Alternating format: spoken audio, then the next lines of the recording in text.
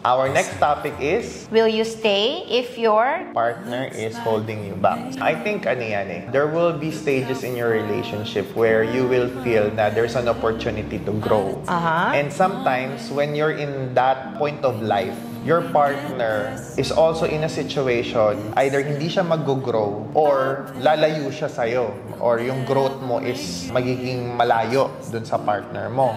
Not necessarily pipigilan. So tayo, actually na-experience ko yan. Maybe it took a while na mapaunawa ko sa'yo that I really wanna pursue on those things. And technically, eventually talagang binigyan mo din naman ako ng chance to do it, diba? And yun nga yung mga pagkakataon sa buhay na minsan kahit na nakikita mo na hindi naman magiging okay, or kung magiging okay man para sa partner mo, you need to give each other a chance para matry din naman niya yun, diba? Para hindi naman yung parang nagkakaroon siya ng regret na hindi niya nagawa. Oo, or parang, alam mo yun, minsan kasi you will take that against your partner kapag hindi mo naman din na-try. So, I think what we learned dun sa mga ganyung situations that we experience is binigyan natin ng chance yung isa't isa. Sa bagay. We did it by working out what we have. Hindi yung tipong kailangan umalis ako or kailangan umalis ka. Yung sa situation natin na hands-on pa din tayo sa kids, sa business, pero tinry natin na maisingit or magawa yung mga, nagigets ko, yung mga gusto mo o gusto kong gawin.